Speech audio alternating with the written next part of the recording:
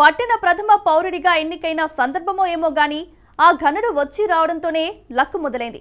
వడ్డించేవాడు మనవాడైతే సహపంక్తిలో చివరాకరణ కూర్చున్న అన్ని మనకి అన్నట్టు మనోడనిపించుకున్న ఆ నేత ఏలుబడిలో ఆ ప్రాంతానికి ఆనాటి ప్రభుత్వం 100 కోట్లకు పైబడి నిధులను మంజూరు చేసింది.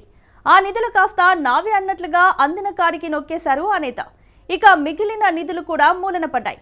ఇంతకీ అధికారం అండతో ఇష్టానుసారంగా వ్యవహరించిన ఆ ప్రజా ప్రతినిధి ఎవరు? ఆ నేత సాగించిన అసలు ఆట, నిధుల మేత ఏంటి? సదరు నేతపై చర్యలెందుకు లేవు అనేది ఇప్పుడు అంతుచిక్కని ప్రశ్నగా మారింది.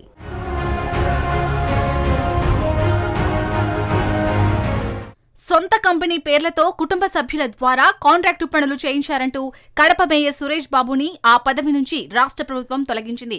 ఆయన నొక్కేశారంటూ లెక్కలు తేల్చిన మొత్తం 30 లక్షలు, ఆపై చిల్లర మాత్రమే. కానీ మూల్యం చెల్లించుకుంది మేయర్ పదవిని పోగొట్టుకోవడం. అయితే అంతకు పైబడి అవినీతికి పాల్పడి దర్జాగా పదవిలో కొనసాగుతున్నారు మరో నేత. ఇప్పుడు సర్వత్రా ఇదే చర్చ. ఉమ్మడి కడప జిల్లాలోని బద్వేలు మున్సిపల్ చైర్మన్ వ్యవహారం అవినీతిలో రాష్ట్రంలోనే టాప్ గా నిలిచిందట. అలనాటి వైసీపీ హయాంలో అధికార ధైర్యం కూడగట్టుకుని ఇష్టానుసారంగా వ్యవహరించారు. ఆయనే వాకమల్ల రాజగోపాల్ రెడ్డి. 2020లో బద్వేలు మున్సిపల్ చైర్మన్ గా ఎన్నికయ్యారు. అప్పటి వైసీపీ ప్రభుత్వంలో ఎదురులేని ఈయన ఏకంగా 2 వార్డుల నుంచి పోటీ చేసి విజయాల్ని దక్కించుకున్నారు. ఒక వార్డుకు మాత్రం చాన్నాళ్ల తర్వాత రిజైన్ చేశారు తప్పితే ఆ వార్డుకు తర్వాత అంటే ఇప్పటిదాకా ఎన్నిక జరగడే లేదు. కారణాలు ఏవైనా కావచ్చు, కానీ ఆ వార్డుకు మాత్రం దిక్కుమొక్కు లేకుండా పోయింది.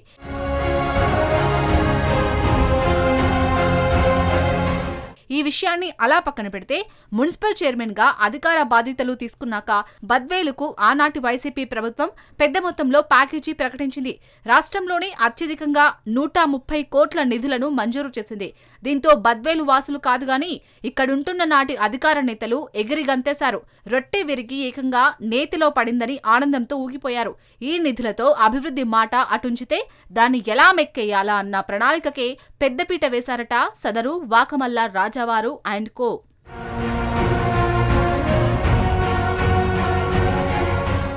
అప్పటికి ఆయన మాటను తూచా తప్పకుండా పాటించే మున్సిపల్ అధికార వర్గంతో కలిసి అనుకున్న ప్లాన్ను తయారు చేసుకున్నారు. మొత్తం 130 కోట్లకు సంబంధించి అభివృద్ధి పనులను 17 ప్యాకేజీలుగా విభజించుకున్నారు. ఎక్కడ ఎంతెంత కాదు గాని ఏ వర్క్లో ఎంత దొబ్బయాలో పక్కా ప్లాన్ వేసేసుకున్నారు. తన సొంత కుటుంబ సభ్యుల పేరుతో ఉన్న శ్రీ విష్ణు శ్రీరామ కన్స్ట్రక్షన్ ద్వారా పనులకు శ్రీకారం చుట్టారు. ఇందుకు లోకల్ గా ఉన్న పార్టీ పెద్దల శుభాశీసులు తీసుకొని మమా అనిపించేశారట. ఆలస్యం అమృతం విషం అనుకున్నారేమో గాని మరికొన్ని పనులను మన అనుకున్న సబ్ కాంట్రాక్టర్లకు ఇచ్చేసి పనులను చేయించారు. బద్వేలు మున్సిపాలిటీ పరిధిలోని మొత్తం 35 వార్డుల్లో సిమెంట్ రోడ్లు, డ్రైన్ల నిర్మాణాలు ముఖ్యంగా చేపట్టాల్సి ఉంది. అయితే మురికి కాలువల నిర్మాణానికి ఆలస్యం అవుతుందని భావించి కేవలం సీసీ రోడ్లను మాత్రమే టేకప్ చేశారు. పనుల నాణ్యత విధానాలు పూర్తిగా గాలి కదిలేశారు. వైసీపీ పెద్దల ఆశీర్వాదాలున్నాయి కాబట్టి అడిగే దిక్కు మొక్కు లేదు.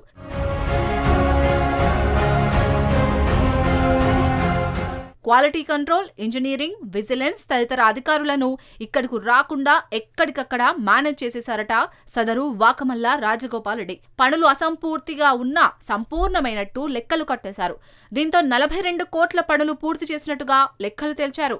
ఇందుకు సంబంధించి ప్రభుత్వం 32 కోట్ల రూపాయలు రిలీజ్ చేసింది.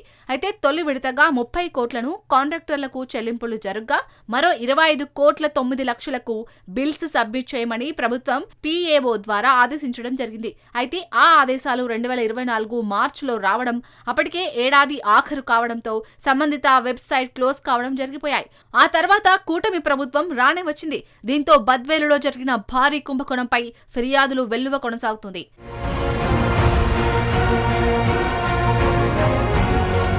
బద్వేలులో జరిగిన అవినీతి అక్రమాలపై ముఖ్యమంత్రి చంద్రబాబుతో పాటు రాష్ట్ర మున్సిపల్ అడ్మినిస్ట్రేషన్, సంబంధిత శాఖ మంత్రి, మరో కీలక మంత్రి నారా లోకేష్ తదితరులకు లిఖితపూర్వక ఫిర్యాదులు చేరాయి. దీంతో జరిగిన వర్కులకు సంబంధించి పూర్తిస్థాయి నివేదిక ఇవ్వాలంటూ సదరు బద్వేలు మున్సిపల్ అధికారులకు ఆదేశాలు అందాయి.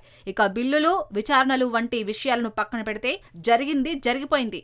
మంజూరైన 130 కోట్ల నిధుల్లో దొరికినంత దోచేశారు. కానీ పనుల నాణ్యత, డ్రైనేజీ కాలువల నిర్మాణం జరిగిందా లేదా అన్న విషయాన్ని అంతా విస్మరించారు. ప్రభుత్వ విచారణ ఏ మేరకు సాగిందో అంతు చిక్కని ప్రశ్నగానే మిగిలిపోయింది. కడప నగరపాలక సంస్థలో మేయర్ సురేష్ బాబు తన సొంత కుటుంబ సభ్యుల పేరుతో కేవలం 30 లక్షల అవినీతికి పాల్పడ్డారని ఆయన్ను పదవి నుంచి తొలగించారు.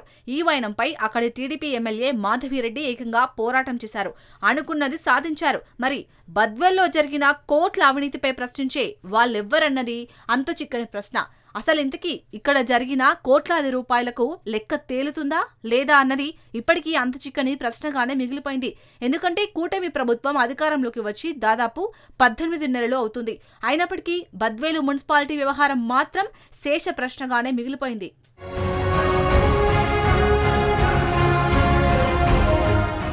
ఇదిలా ఉండగా బీసీ నేతగా ఉంటున్న కడప నగర మేయర్ సురేష్ బాబు పదవిని ప్రభుత్వం హోస్ట్ చేసేసింది.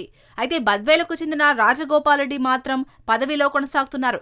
సురేష్ బాబు అవినీతి చేశారంటున్న మొత్తం లక్షలు మాత్రమే, కానీ బద్వేల్లో జరిగింది కోట్లలో. అలాంటప్పుడు ఇదేం లెక్కంటూ రాజకీయ విశ్లేషకులు భావిస్తున్నారు. బద్వేలు వాకమల్లా వారి లెక్కలను రాష్ట్ర ప్రభుత్వం తేలుస్తుందా లేక ఇంకా నాంచుతుందా అన్నది మాత్రం ఇప్పటికైతే అంతు చిక్కని ప్రశ్న మాత్రమే.